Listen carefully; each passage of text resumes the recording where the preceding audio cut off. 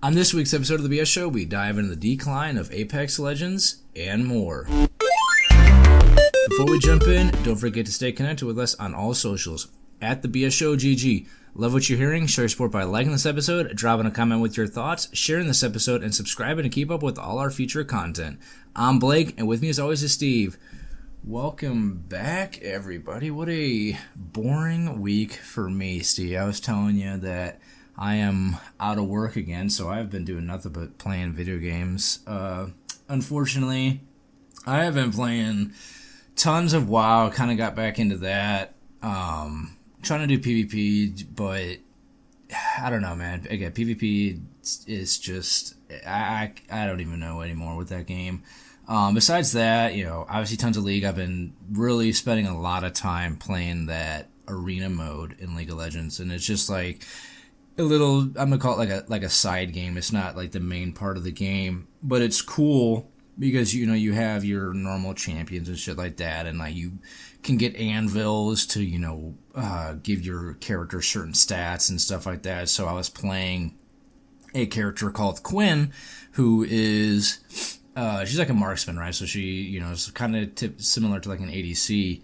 And so I wasn't buying any items, but with these anvils, I was building up attack speed. So like by the last round, my auto attacks, I was shooting out like a fucking turret, dude. The attack speed was just so high, and it just did so much damage that I was killing everything in like 2 seconds. It was really freaking broken. Besides that, man, what have you been up to this past week? This week, kind of similar to you, it's been very uneventful in terms of video games. Been working a bunch, getting close to some busy times with work. So trying to catch up on everything and not get too far behind with stuff. But really, just playing TFT. I've been playing Pirate Yakuza. That's honestly really it. Not a whole lot going on in terms of gaming. I'm really like. I've been watching a lot of videos on Expedition 33, and I'm really wanting to pick it up. I see it's on Game Pass too, which kind of makes me want to get Game Pass now. So that's that turn-based game, right? Yeah. Yeah, didn't I send you some on TikTok? As I did. We should play this game next. It looks pretty fun. It looks super fun. People are already saying they think it's going to be Game of the Year. That or like I saw like Schedule 1? I don't think Schedule 1's going to get it. It's too niche of a game. Like I think it had its moment with the internet and like TikTok and everything. It's a fun, unique game, but I think when you're talking about like Game of the Year competitors, like it just doesn't have enough substance for that. Like it's a super fun game, probably indie Game of the Year maybe, but like I think in terms of like if you're Game of the Year contenders, like it's probably Monster Hunter Wilds. It's probably Expedition 33. Split Fiction will probably be up there as well. Maybe even the Oblivion remastered. But outside of that, it's yeah.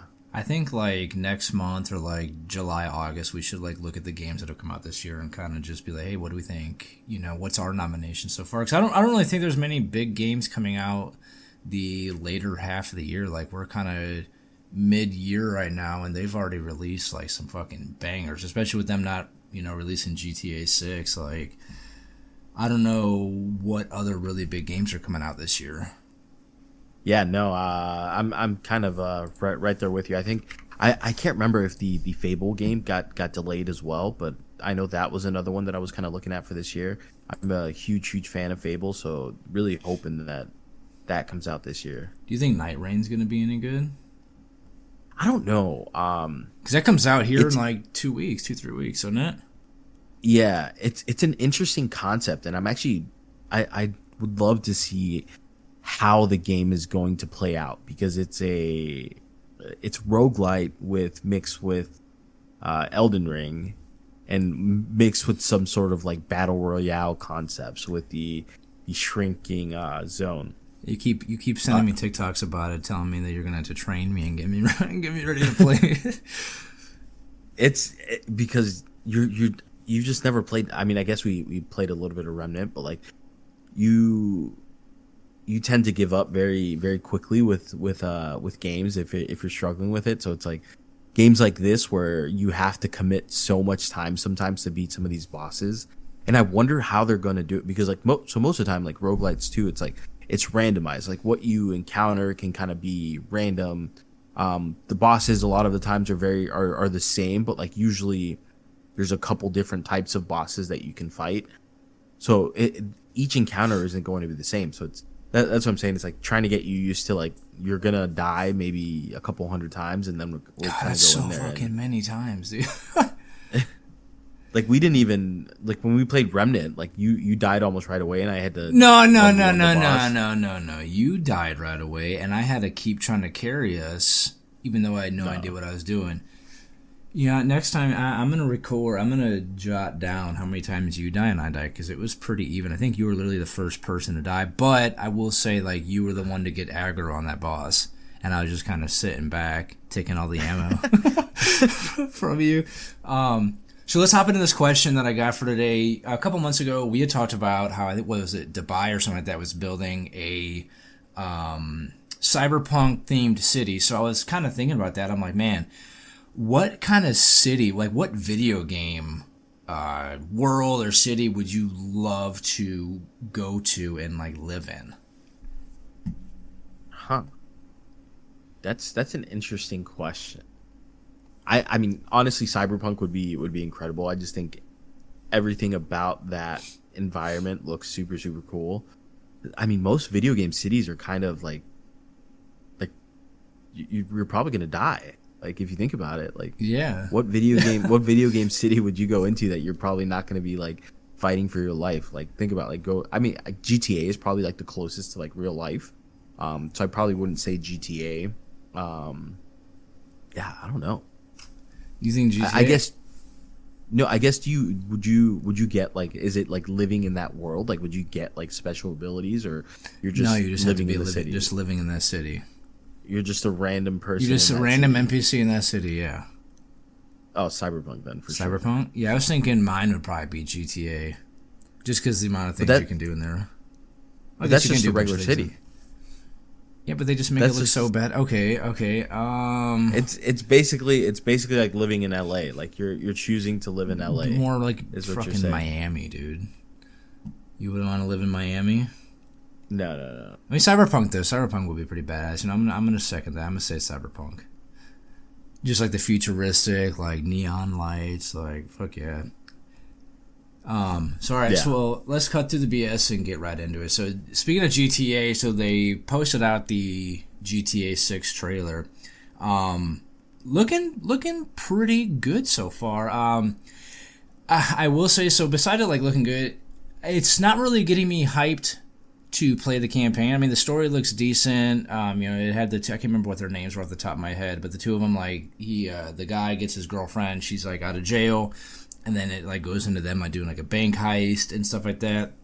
However, I'm more excited for the actual online gameplay than the campaign. I mean, I'm still gonna buy it regardless, but I think you were right, Steve, last week when you said, with this year-long delay, like they really have to knock the game out of the park. I was looking at some of the comments on it and looking at some reviews of it on Reddit, and I think a lot of people kind of have the same mentality towards this. Like they're just gonna kind of want to wait to see the reviews first before they buy it. I think with the delay and the hype around it, I just think that I'm nervous that they're not gonna put out a fantastic game. And I was also reading that there's a lot of people who don't think that year delay means that they're gonna release it on all systems. I also got a buddy at work who, similar as you said, he was going to be, or no, maybe it was another guy was going to buy the PS5 just for GTA 6. But like, so my question with that though is like, why get the PlayStation 5 Pro or whatever to PS, instead of like just getting it on Xbox if you already have an Xbox? What is the big difference? Probably just for the quality. I think the Xbox X is probably close to what like the PS5 base model is. So the S is even worse, and then you have, obviously, I think Xbox is releasing like their upgraded version of the X. But yeah, I mean, it would just be quality wise. It's because you have to think the game is probably going to play at 30 FPS with the way the graphics look. So it's like just getting anything better than 30 FPS would be incredible. Like I'm trying to think, like when the last time I played a game that was at 30 FPS was, because I've been playing PC for so long, which I can't even think of it. So you were going to be buying a PlayStation just to get it too, right? Oh, 100%. 100%. So what do you think? What do you think of the campaign or the trailer? Sorry, not the campaign. The trailer.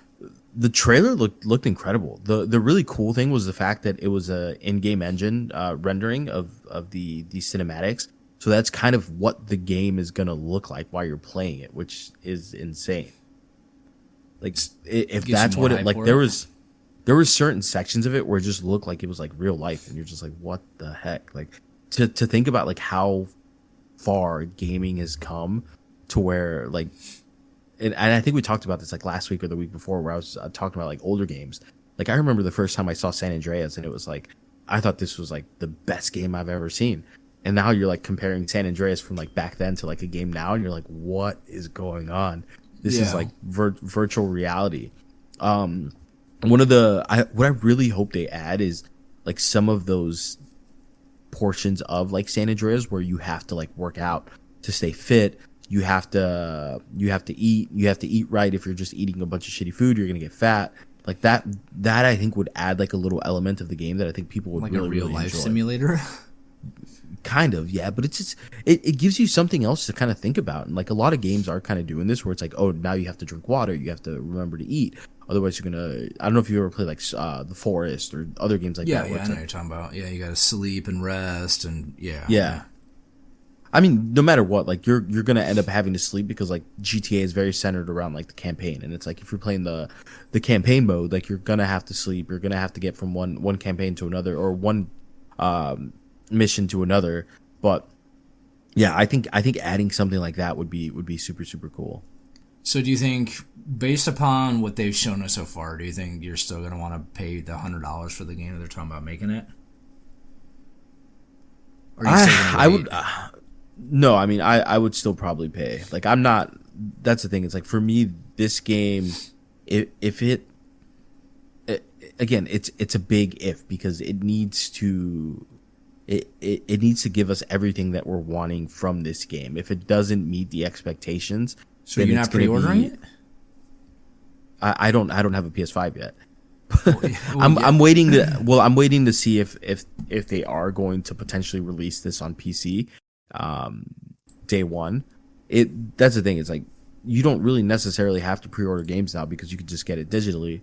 So for me, it's going to be more so, okay, I need to get a PS5, then I need to get GTA if that happens. But I'm going to wait to see until I find out for sure if it's coming on PC.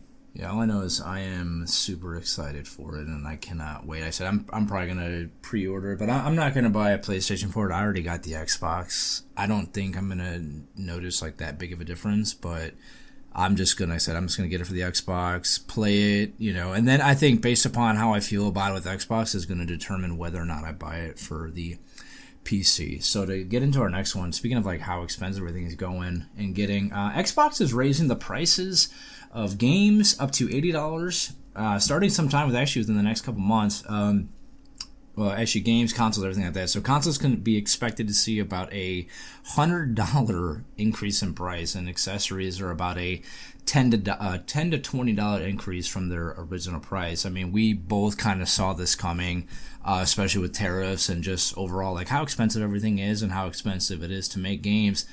I guess PlayStation actually did the same exact thing in the UK, Europe, Australia, and New Zealand last week, and it's actually been the second time that they've done this in 3 years. So it's not necessarily something new that's been going on in the industry. And I've said this before, I'm honestly like okay with the prices, just as long as the game's quality, doesn't decrease. Like as long as the quality remains the same or is increasing, because I'm not gonna pay $80 for a shitty unpolished game, and I honestly too, like I think like this price is going to make people consider waiting on games, the reviews and stuff like that now before purchasing them, and I know that like this isn't an economics podcast, but I wonder with like how the price of goods rising now, like, yet everybody's pay is pretty much remaining stagnant. I wonder like if a lot of people are going to be able to afford to buy as many games as they have in the past. So what do you think about the increase of everything right now in the gaming industry, dude?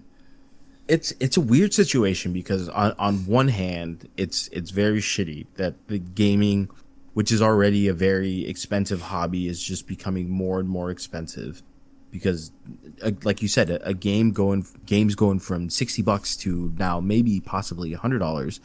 So you go from you have your everyday Joe that maybe is buying 2 games a month. Now they can only buy one. Now maybe they might not even be able to buy a game a month. Like not everyone is as fortunate enough to be able to afford $100 a month for games. They might just be able to afford maybe $100 every couple months to buy a game. So it's gonna have some negative effects because people are gonna have to start thinking about like, okay, do I really need this game right now? Do I want to wait maybe a couple months, maybe read some reviews, watch some reviews, see what other people kind of think about this game before I decide to spend $100? One of the things, like I'm kind of leaning on the side that Microsoft is doing this more as a push to get people onto like Game Pass and some of their other platforms. This is kind of a way to say like, okay, we understand like hardware is getting more and more expensive, but we also have this alternative here that you can sign up for, which gives you all the benefits of having games while also making Microsoft some money. But at the same time, it's like based on inflation, like this kind of makes sense. Like games have been $60 since the 2000s, and $60 in 2000 is about like $110 now. So gaming has been one of those industries that hasn't really necessarily been affected by inflation until very recently. I think we're seeing like game development get more and more expensive, and you're starting to see prices kind of come with that. The one scary thing though, kind of speaking on GTA, is like if regular games are going to be $100, I can only imagine like how much Rockstar is going to be able to charge for GTA. Well, they were talking about before like $100 for online and campaign, which we had kind of justified, but that was also before like they were, that was rumored, and that was also before all this shit with tariffs and stuff like that were going on. Well, now it's like you think about like, so your general like new game comes out, say like new Assassin's Creed or new Madden comes out, and the base model is $100. Yeah, I don't know if I would fucking buy it then. So you think like GTA comes out and they're seeing, oh, all these other games are $100. Our game is worth at least 3 times more what in terms of value of what these other games are. Let's charge $200. Yeah, I would. And now you no. yeah, now you kind of start getting into that weird zone where it's like, okay, do I want to spend $200 on GTA? Like, yes, it provides. In reality, it provides infinite value. If you look at how long GTA 5 has been around and how enjoyment. Yeah, like 15 years. You think about it, and you split it up like $1 a day, $365 in a year, times 15. Like that's almost like it provides infinite value, and Rockstar could realistically charge whatever they want for GTA, and I think people would still buy it. Because I think they're expecting they have very high expectations, but that's the only thing that kind of scares me with the price increase is you're going to start seeing some of these bigger developers that are going to start putting some outlandish prices and seeing who buys anything. Yeah, I think $100 is fine, but I mean I'm also fortunate enough to be able to afford to be able to spend $100 on a game whenever I want. The thing for me though is it's just gonna have me thinking more often about like, okay, do I really want to buy this game right now, or am I just gonna let it wait until it's on sale? Because I do that now currently. Like if there's a game that I'm not like 100% sure I'm gonna enjoy, I'll just wait. It's gonna be on sale eventually, and I'll come back and I'll pick it up and do that. The thing too though, it's like you're seeing hardware increase too. So like I think Xbox X or Xbox S is like $400-$500 now. Yeah. I think that's gonna push people more to like, why would you just not get a PC? Yeah, I was seeing some comments on there like you might as well spend the $200 more and just get yourself a PC, because like we've talked about before, like your options are infinite with PC. Like there's so many more things to do on it than just your than you can on a console. Oh, 100%. And it's like not just that. It's like you get all the indie platforms, and then you still also get like all the Microsoft games, all the PlayStation games, stuff like that. But I mean, we just got my little brother a PC for Christmas last year, and it was $500 that we spent on it. And plays everything that he wants to play like just fine. Like yeah, there's probably some games that he can't play because his PC is kind of on the lower end, but still it's like he's able to play Fortnite, he's able to play Roblox, he's able to play all the stuff that a kid his age is going to play. So it's like, but yeah, just save up instead of spending whatever $500 for an Xbox, spend $500 on a PC, or like you said, save 200, 300 more dollars and just get something good. Yeah, well, I'm gonna wrap this one up on what you said, which I think makes actually like a lot of sense and would be pretty good.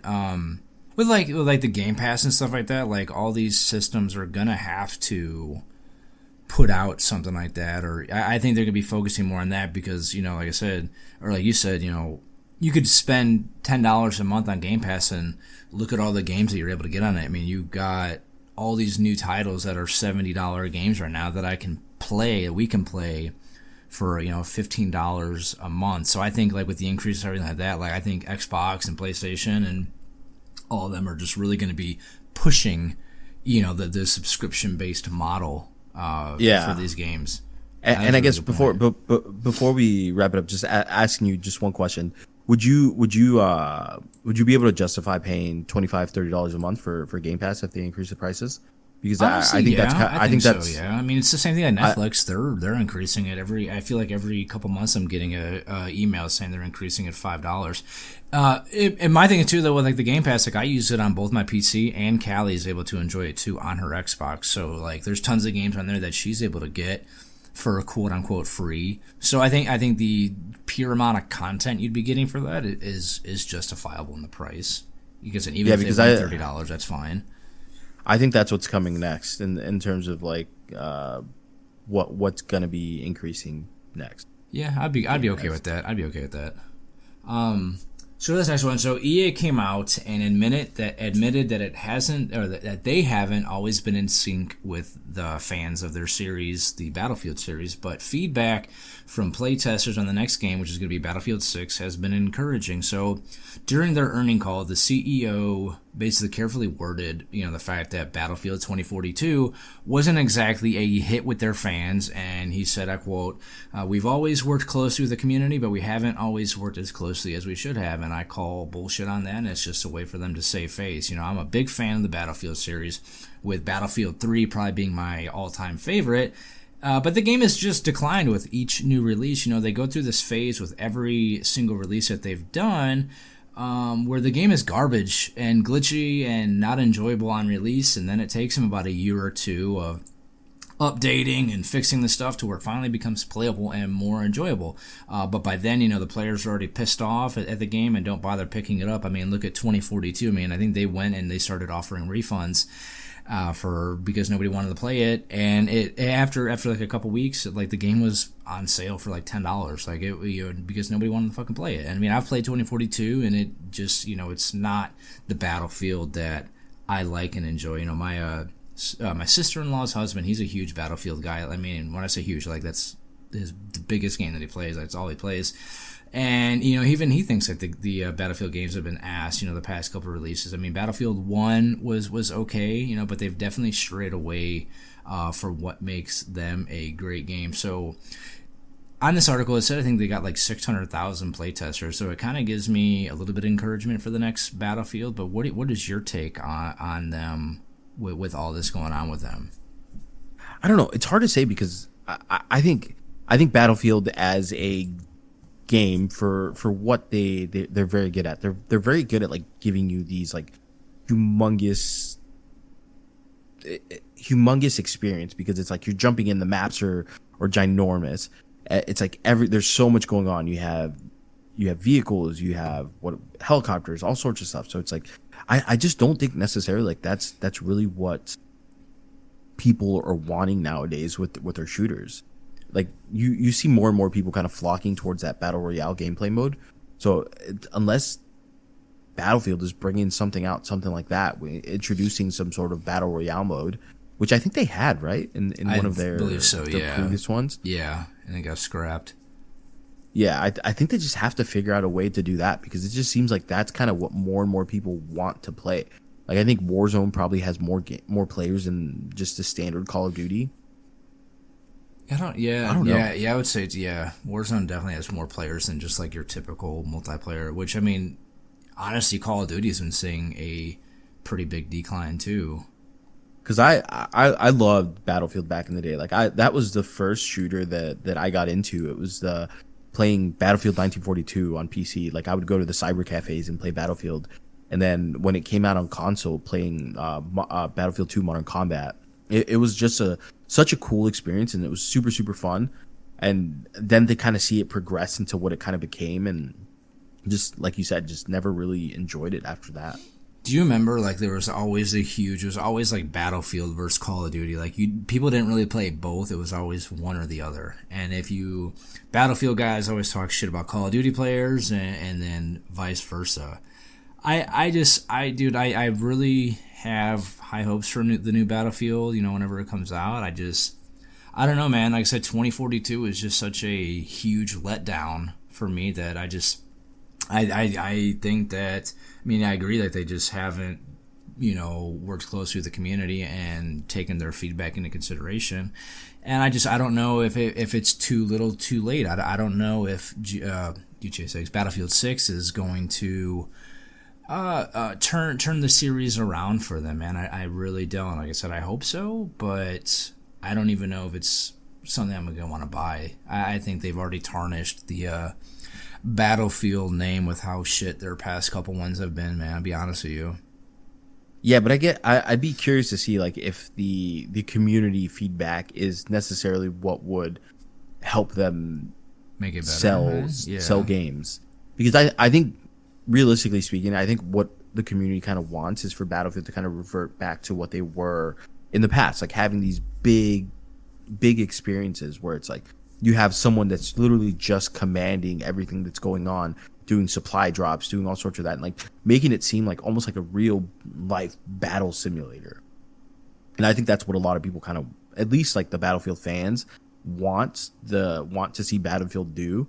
But is that really gonna, I guess, sell games like in today's landscape?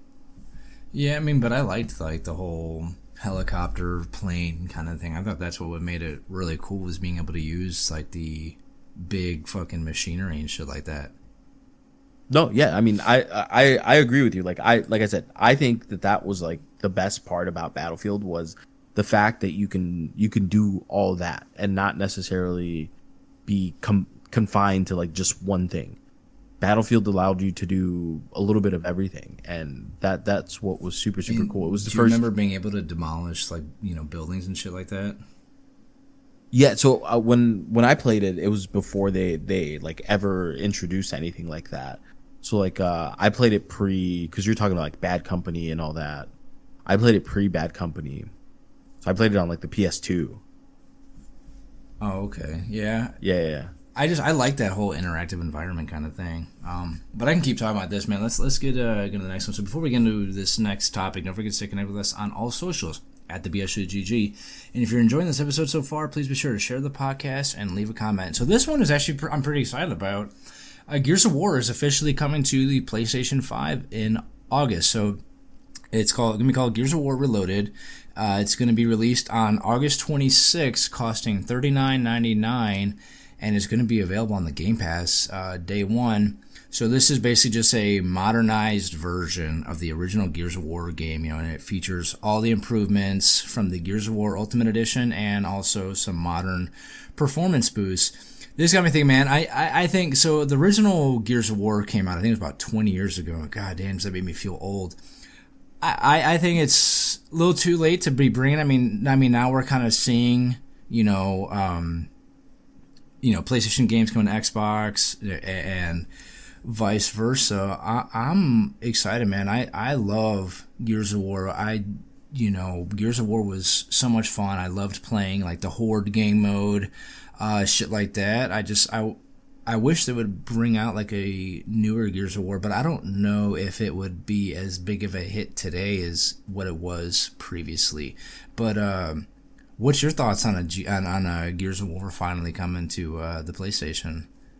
I think that's huge. It just kind of goes to show that like exclusivity in gaming is not the best way to go about things. Like, you need to release if you're a new developer or even like a current developer that's trying to get into as many living rooms or whatever as possible, like, you need to start looking at going everywhere. Like, don't just have it on just Xbox. Don't just have it just on PlayStation. Bring it out to the masses. But I'm super hyped for it because, like, similar to you, I loved Gears of War. Gears of War 1 was like one of my favorite games, and it was such a good story. And they didn't add Horde until Gears of War 2, I think, but like still, like, Gears of War 1 was just so fun. It was such a good game. The weapons were so unique. Fucking it was like chainsaw assault rifle, dude. Yeah, it was like the coolest thing I've ever seen. And it's like, I remember like people would give you shit for like using the chainsaw in PvP, but it's like, like, what are you gonna do, man? Well, do you remember all like the movement things game. like this? They would call it like Superman, where like you wall bounce and fucking one piece them with your shotgun with a headshot, or like the 2-piece where you melee them and fucking blow their heads off. I mean, that part was a little cheesy because it's like, I don't know if you remember, but like when you would bounce from wall to wall, it made you like untargetable because your body would be zoning from the wall. Just like, unless you were aiming at the wall and like managed to catch them as soon as they hit the wall, you just wouldn't hit anyone. I will say this, the crap out of it. It's funny you say that because I will say this. When I used to play it online, you always knew who the host of the lobby was because they're the ones that are able to do that. And you, like you said, you just couldn't touch them, but they're just whooping your ass. And Gears of War was like, I think one of like the first online multiplayer games that really highlighted like how, you know, broken host advantage can be in multiplayer games. But yeah, man, it was, because I remember, so back in the day it used to be part of like the MLG circuit, and back then it was like, you know, the qualifiers and shit like that was always done online, and Gears of War got dropped off that, you know, shortly after it got introduced, because whoever had the host of the match, you know, pretty much was guaranteed to win the game. It was just, you know, kind of ridiculous with it. Yeah, well, no, it was a little insane. So yeah, man, I'm gonna say I'm super excited for this. You know, especially the coming to PC too. I don't know. It's probably gonna be one of those things like I have to play with an Xbox controller on it, but I'm definitely gonna be picking that up when it comes out here in a few months. So before we get into our last topic here, don't forget to stay connected with us on all socials at the BSOGG. And if you're enjoying this episode so far, please be sure to share the podcast and leave a comment. All right, so Spiel Times put out this tweet here that says EA just revealed a 40% drop in Apex's net bookings expected for the fiscal year 26. And that's not all. EA's fourth quarter live service revenue took a major hit because of Apex alone. So EA's come out and said, you know, they're still committed to the game, but fans aren't buying it. I agree, man. Apex Legends, I think I'm going to give why I think Apex is declining. I think, and I've seen lots of the same comments similar to what I'm about to say, is that the aim assist is just way too fucking broken in it. Like, if you're a PC player, like, you have to be using controller. It's just way too broken. And I haven't seen any real big hype on Apex since, you know, a few years when it first got released, man. So, like, are you really surprised to see like how big of a decline is happening with Apex? Not really. I mean, it's kind of like you said, like, everything I see online about the game is like negative, like from people that have been playing the game for so long. Like, it's a game that's like predicated on movement, where like movement is king, and it's those aren't the types of games that I enjoy. Like, I'm not trying to, like, I don't know if you see those memes all on TikTok where it's like of people clocking out of their 9 to 5 just to get destroyed by some sweat online, and it's like you're just trying to keep up with everything that's going on. You're just like, I just want to play a game. I just want to enjoy myself for a little bit. But it's like, that's kind of how I feel every time I hop on a Apex. But no, it's well, I think just Apex is just like, I'd rather play Fortnite or Call of Duty. Yeah, I think those Fortnite for sure. Like, I think Fortnite is a lot more casual than any of the other battle royales. 100%. Like, the thing with Apex, kind of like you said, it kind of got to the point where it's like you have to use a controller. Like, every video I've seen, like, people talking about like pro gameplay and all that stuff, It's like if you're not using a controller, you're just at such a huge disadvantage that it's not even fun, not even fair. I don't like using controller either. I love the, I'm gonna say, preciseness of mouse and keyboard. Every time I play an Xbox or a game with my Xbox controller, it just does not feel the same. You know, it's hard to go from one to the other and constantly be switching back and forth. Yeah. Do you think they should just get rid of aim assist or just make it like not as strong? No, because then that puts the console players at a humongous disadvantage. Fuck them, I think, dude. I think what they need to do is like they need to either one figure out a way to where there's no crossplay, but then that limits your game. That makes it harder and harder for people for lobbies to fill up as quick as they fill up. I think you have to have something like that. You have to have aim assist. Probably what they can do is just reduce the aim assist that's given on PC. Like as soon as it knows you're on a PC copy, it's like, okay, you can't use a what's it called, a controller, or you can use a controller, but you won't get the same aim assist. Kind of similar to like how when people play on console, when they plug in a keyboard and mouse, it's like they're still getting the aim assist, but they're able to move as precisely as they would with like if they were playing on PC. Yeah, because, well, I mean, I think we both can agree too, like PC, like with just raw computing power is just leagues ahead of like a console. So I actually can kind of agree with that. You shouldn't be able to use controllers on PC because you're just going to have a better advantage than somebody on console with it, you know? Yeah, and I get it. Some people enjoy playing with controllers. Like some people, it's like that's just how you play your games. You play your games on controller, and you have a PC and you want to enjoy the game the way you want to enjoy, but it's like, you shouldn't have some crazy advantage when you're playing a quote unquote competitive game. Yeah, no, I agree 110%. Like I said, that's what I've seen about everything is that ruined Apex was the aim assist and, you know, being able to play with controller on PC. Anything else you want to talk about with this, man? Or you want to wrap this up? No, I'm good. Yep. All right, man. So some games that are on sale. You got Stellaris is 75% off at $9.99. You got Crusader Kings 3 is 70% off at $14.99. Then Kingdom Come Deliverance is 15% off. Kingdom Come Deliverance 2 is 15% off at $50.99. And that's it for today's episode of the BS Show. If you enjoyed the Unfiltered Conversations, make sure to share this podcast and follow us on all socials at the BS Show GG. We appreciate you listening, and we'll be back next week with more straight talk. No BS.